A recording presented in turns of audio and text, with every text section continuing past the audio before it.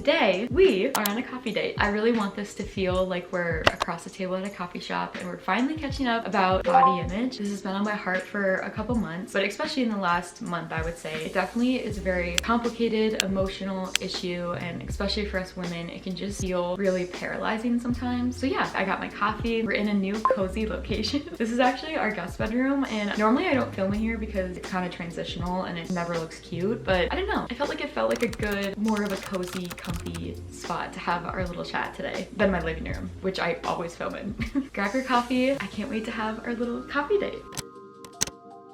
Pregnancy changes your body a ton. That was definitely an adjustment, being pregnant for the first time and seeing my body change. I definitely was in a pretty good place with that, and it was exciting because I wanted to see my body grow. I wanted to get larger, you know, like I wanted to see healthy weight gain and everything. And so it really changed my perspective on my body. But when we miscarried, it was like nothing mattered. Nothing I ate mattered, nothing I did mattered. All I have to say, between like pregnancy and my body adjusting for 10, 11 weeks and then having it come back down and like deal with the miscarriage and the grief and really disliking my body and it not doing what it's supposed to do, has just been like confusing and like a roller coaster and a lot of whiplash of like, oh my gosh, nothing is consistent, nothing is the same. I just never know what it's doing. Now it's nice because now I feel like in the month of January, I've been able to feel like I'm in a more, like my body has started to even out a little bit. I haven't gotten my period back yet, but I feel like it's coming soon. Anyways, okay, I hope this isn't too rambly. I hope you're still sitting here. Right now, my body image is just in a really fragile place. I wouldn't say it's in a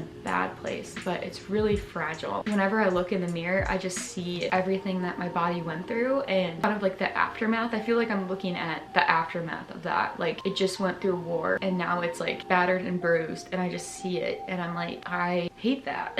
I wish that it looked like how I'm used to it looking, but it doesn't. And I can either look at it and take that and be like, I hate that, I need to change that and go back to old habits, or I can take that and get healthier and stronger, and not only that, but just like accept it for what it is and not have it mean anything. Like it doesn't need to cause a reaction in me. So I just feel like I'm kind of on this teeter-totter of like, okay, this upsets me. I don't like that my body looks different right now, but like, what do I do? And I'm kind of just very fragile with it right now.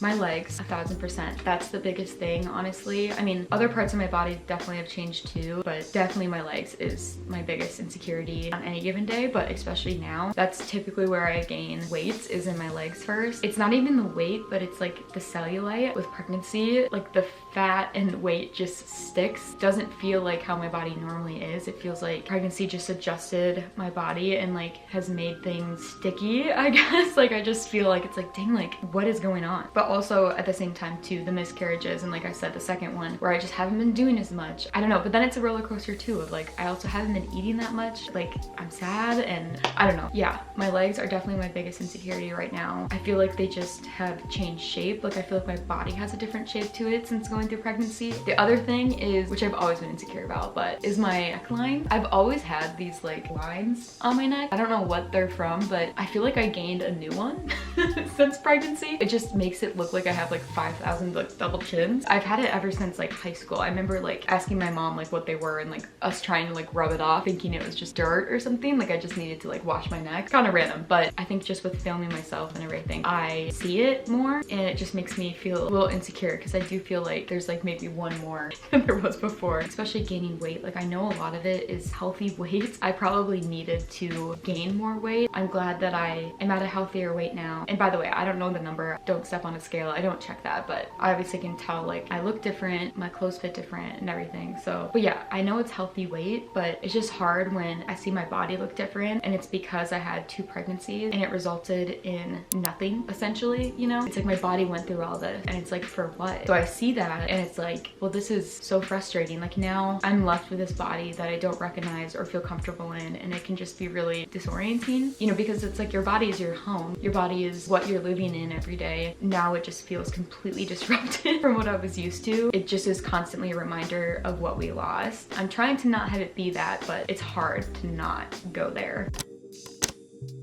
So I have struggled with an eating disorder for almost 10 years of my life. Junior, senior year of high school is when it started. I've had recovery and then relapse and then recovered again. But then obviously when you're recovered or like back at a healthy weight, it still is a struggle. It's taken a while. I would say the best time for me was when I was married. And so those have been like the better years, but I've still had like struggles within that. One of my biggest motivations for recovering was, and always has been, to get pregnant, to have kids. It just is like, dang, like not worth having an eating disorder if it means that I can't have kids. That's just so stupid. Like it's not worth that. So definitely in getting married and leading up to when we're gonna start our family, like I was really motivated and really excited to break this stronghold and recover. So those were like my best years for sure. Because I struggled for so long, I feel like I've really struggled a lot with body dysmorphia, where I can't tell if I'm too skinny, not skinny enough. Like the eating disorder side of my brain just was working so long in the mirror that it was like telling me that I wasn't skinny enough. Now I like don't know. And especially being more recovered, it's like, whoa, this is like, you're like have more weight than you ever have. Surely you must be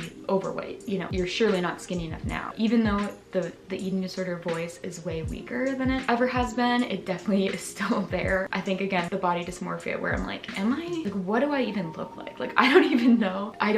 I grew up in the early 2000s where the thigh gap was the in thing. Like you had to have a thigh gap if you wanted to be pretty, essentially. I feel like I really, having an eating disorder during that time, like that was the sought after thing, is to make sure that you didn't have your thighs touching. So to me, even though I know that that's so wrong and not something to seek after, it doesn't matter, it still is hard for me, where now with my thighs touching and my thighs being bigger, it's hard to not have that be triggering. Because I fought for so many years to like not have that and felt like that was like what I needed to pursue. Which again, all of this sounds so crazy. I hate that this is what I cared about for so long, or that I like struggled with for so long, because it's so dumb. Like now, like even repeating it, it just sounds so stupid. Like I feel bad for that version of me, because it's just like, she was just so sad, you know, like all the time. Having my past have that, again, having my legs being my biggest insecurity, they always have been, especially like I said, growing up in the early 2000s, and leggings were the big thing, skinny jeans, like it was just a terrible time. I look at my legs and I'm like, I hate them, you know?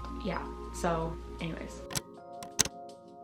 Clothes fitting different has definitely been the first thing that has been hard. It kind of was a slow transition, because obviously during pregnancy, obviously my clothes were gonna fit different, but it's just been hard and very noticeable because I fill out my jeans more. I don't know, just every part of my body feels so different in clothes. You know, filming the Halara video, I was so excited about. Like filming it, I had a great time. I was so excited, I felt so cute, but then watching it back was kind of hard. I was like, I felt like my body looked so different than how it used to, and that was just kind of like triggering for me. I would say, like I said, filming has been hard. It hasn't been like terrible though, but it, you know, looking at myself in the camera or editing myself, you know, in footage and stuff, like I just feel like more self-conscious and like aware of what I look like. And then just like looking in the mirror, I never know like what I'm gonna get when I look in the mirror, like how I'm gonna feel about it, what it's gonna look like, if I think I look fine or not. And again, just looking in the mirror just brings up all of 2024 and what we went through. So it just is kind of like, it also has been hard, like I said, just the winter time, not being able to do activities like I did, walking and running. You know, I would do it all over again. There's nothing really like we could have done different, but it does make me wish we just didn't get pregnant those 2 times. Like I could just have my body back and like not be left with this body that now I know like can't make babies right now and doesn't look the way it did before, and that I'm just like frustrated with, you know? And it's not that I like fully believe those things, but it's just like hard,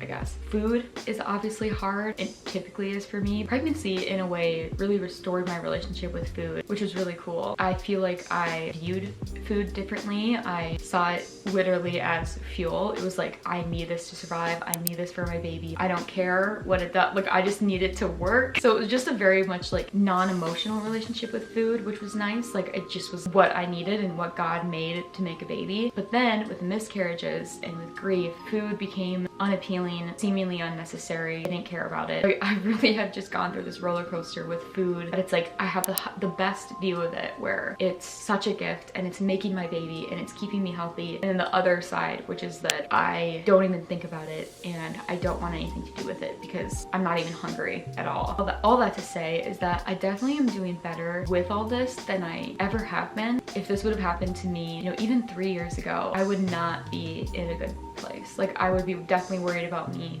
relapsing and everything. I know that I can't do that. I don't want to do that. All of these like triggering things or uncomfortable things aren't hitting as deep as they used to. So that is a plus and a huge win for me, honestly, because as hard as it has been, it's not destroying me and it's not going to overcome me. There will be hard days and hard moments and frustrating times, but I know that it's not going to swallow me up like it normally would, which is, again, like such a huge win and such a testament to God and how far He's led me through this journey of body image and everything. It's just been a fight, I guess. There's so many areas that it's so tempting to fall back into old habits, to hate my body, hate how I look, want to fix it. There also, I feel like now that I've come so far and had so many years of recovery, that I feel like there also is so many ways that I can see the truth in the situation. I don't know if this probably isn't a very good visual, but I feel like I am in a tunnel or I'm like rock climbing, and there used to only be like handles to, you know, go towards the eating disorder. Now, over the years, I've created and found, and God has revealed like handles to believe the truth and recover from it and to find a different way, His way of viewing your body. It's been nice because I feel like I see those handles. The other ones are just so old and I haven't used them in a while, and I know that they're just gonna like lead down a pit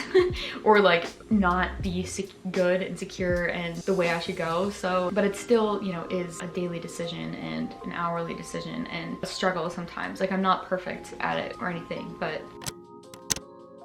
because I've come a long ways, I don't want to be skinny. That's not like my goal in life or like my main focus in like this distorted view that I used to have. Honestly, AJ has helped a lot with that. He likes me with more weight and more to me and more curves, having my thighs be thicker. Like he loves my thick thighs, which is like, it's helped me love them too. It just helps me see them and being like, oh, like my husband loves these. Like I don't want to have like stick thin legs, and like that's not healthy for one, or my husband like doesn't think that's attractive either because it's not healthy. That's been reassuring and nice to have. AJ's been really good about being vocal about that. Every time I tell him that I'm struggling or I'm insecure or whatever, he's like, what? You know, like I like your body more now than I did before, you know, and he likes me both either way, but he likes me having more weight to me than less, and me being healthier versus less healthy. And just like remembering that I want to be pregnant again, I want to be healthy. As dumb as it is, like it sounds so simple, but if you also have struggled with an eating disorder, you know how like distorted that can get. Healthy becomes not a good word or not something that you care to be. So I really just, I want to be healthy. I want to be normal. There was a lot of my life that I couldn't say those words. So for me to say that is huge.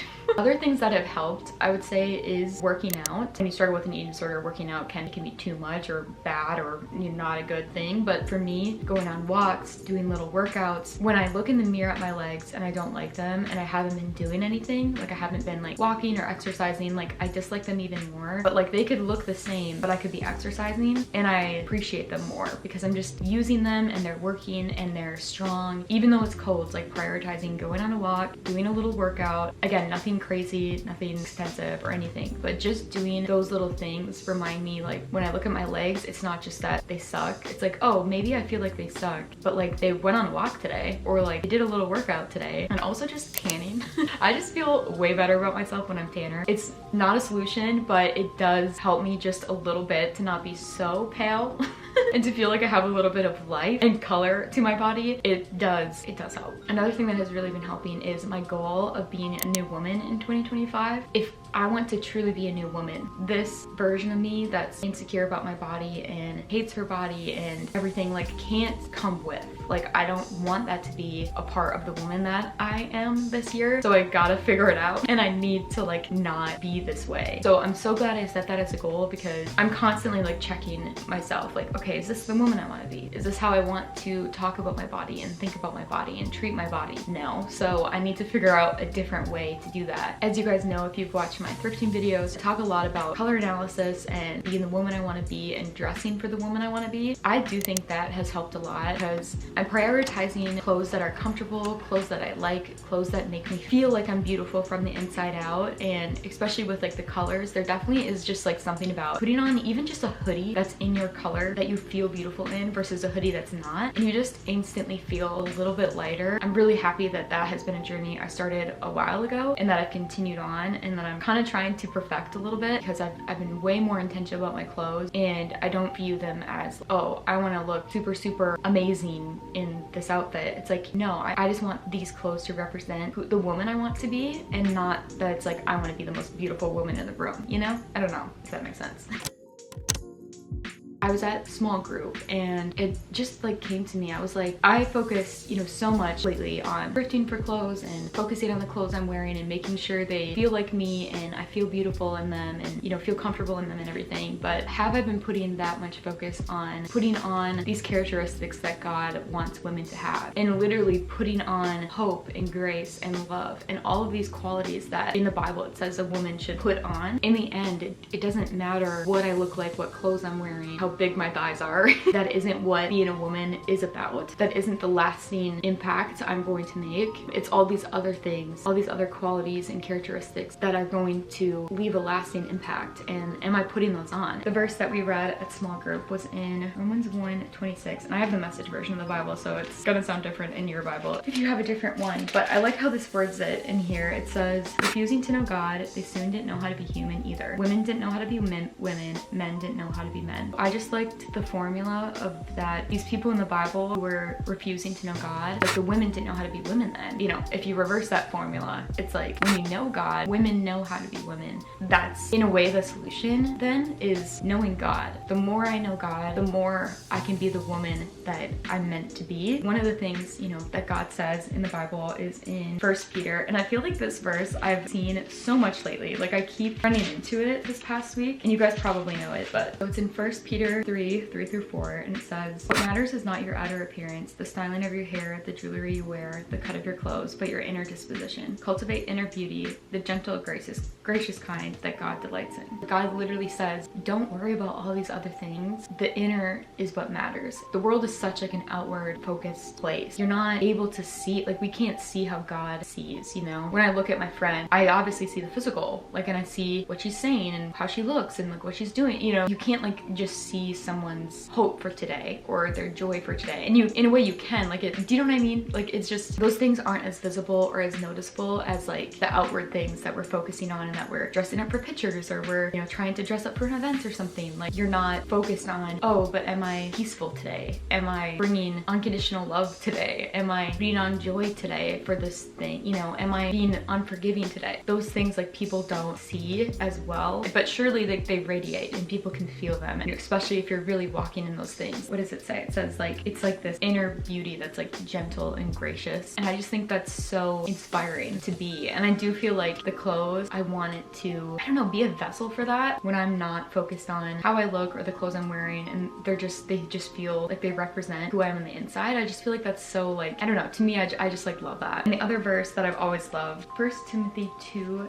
and I want the women to get in there with the men in humility before God, not primping before a mirror or chasing the latest fashions, but doing something beautiful for God and becoming beautiful doing it. And this verse has been in my Facebook bio for years now. I love that verse. I just feel like it's very convicting reading that. You know, not primping before a mirror or chasing the latest fashion. That is not what being a woman is about. It obviously is an aspect of being a woman, but that's not what God wants us to have as our focus and our main drive for life. But we're supposed to be doing something beautiful for God and become beautiful doing it. Kind of like that verse where it's like, when we refuse to know God, when we refuse to let God affect our life, we're not truly like letting that true beauty like come out. We're not truly being the women that God has for us to be. All of this just feels so much more sturdy, you know? I keep telling AJ, like, I feel more sturdy now physically, like with my legs and my hips and my body. I feel more sturdy. Again, it kind of can be a triggering feeling for me. My mind still wants to interpret that as being bad. At the same time, it feels peaceful. In a way. I don't know if that's really the word I want to use, but it just feels healthier, like in all aspects, physically and spiritually and emotionally. Like my body can simply be the vessel for me to do what God wants me to do. I'm really excited to start focusing on that a little bit more, and I think it'll really help as I'm wearing clothes, you know, looking at my body and my body is changing. I think like putting on all of those things of character, I think are just gonna help make the clothes not really matter as much and what I see in the mirror not matter as much. Okay, I feel like we went kind of deep. This feels very very vulnerable.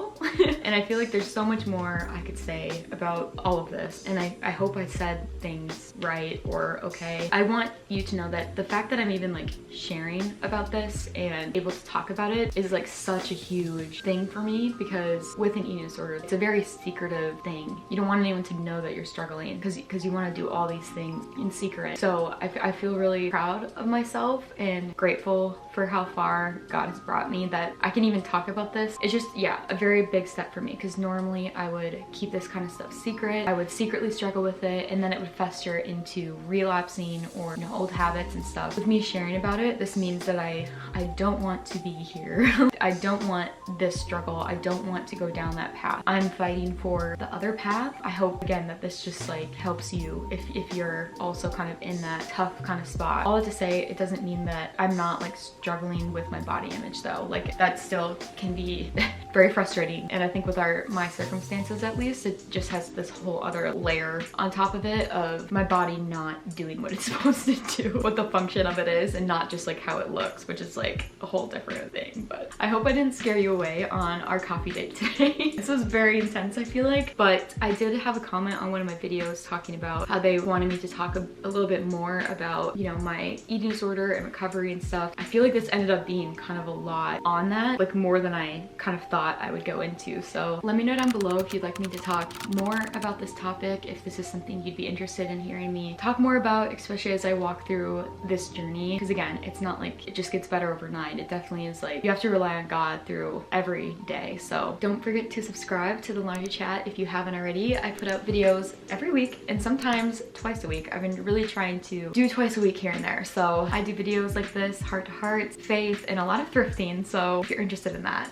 But yeah, I gotta go. I'm gonna drink the rest of this coffee because it's very hard to chat and drink my coffee. So I love you guys, and I will see you in the next Laundry Chat.